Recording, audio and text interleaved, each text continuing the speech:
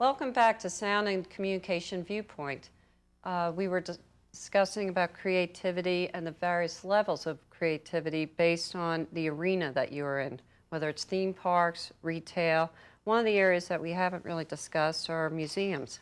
Would you like to talk about that a little bit? Actually, it's interesting to see the transfer of what we do in museums into retail, very much so. With museums, you've got three types of people you can immediately identify. The first ones are the browsers. They just walk in and walk around and walk out. Then you've got people who have the average level of interest, who spend a little bit more time looking at things. And then you have the scholars who really want in-depth knowledge and who really want an in-depth view of what it is that they're looking at and interested in.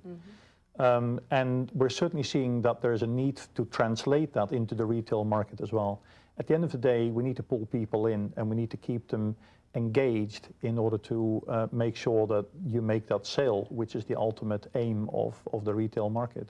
I agree. Part of the traditional retail is a very linear way of design and approach, but I think the more proactive retail stores are getting much more pervasive and interactive with their audience. They are trying to engage, whether it's the children or the adults or the older people. They are doing things within their store that interest and entice them. Because at the end, you want them to enjoy being in your environment and to get connected with your brand. Mm-hmm. It's exactly the same as, again, as what you're seeing in other areas of our world, which is that if you don't give people something that they can't have at home, why would they come to visit your venue? And certainly with the internet-based retail that we're currently seeing, that has changed that whole balance. And you definitely need to make sure that there is a reason for people want to come to a brick-and-mortar retail outlet in order to participate and for you to be able to make that sale.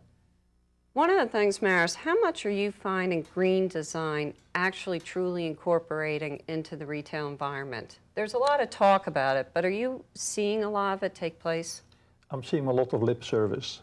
There is a massive amount of green design that has to be done. We're looking at it in terms of energy requirements. We're looking at it in terms of materials that people want to use. I'm always concerned that the effort involved in putting green into the retail environment actually costs us more in terms of our ecosystems than the real result. And that worries me. But I think it is happening, and I think it ought to happen, but it ought to happen in a sensible way where it actually works. Yeah, I have to tell you, it's even in my grocery store, I'm using the recyclable bags, and I just keep them in my car, and I take them with me to the mall, to the grocery store, whether I go to Target, and I found that that's just a really easy thing, a really easy method not to get into utilizing additional plastic and paper. It's not a big step, but if everyone starts in those small steps, I think it is heading in the right direction. I also think it is, in the new political arena, I think there's going to be a big emphasis on it. And I think companies must spend the money on technology to further develop research and methods of going more green. It's certainly happening. We recently did a job for the city of Highland in California, where they opened a library that was one of the LEED certified buildings, and we developed a green game for them that explains to people how many steps and how many different things you have to do in order to create a LEED certified building. And it's quite amazing, and I think a lot of people are very surprised to see just how much is involved in order to get to that point. Part of the projects we've been involved with, which insists, especially on the museum side, that we do use LEED approved paints and things. One of the current problems that they have is that they're more costly. Mm-hmm. And that is, again, an initial expense that they have to pay for to support this effort.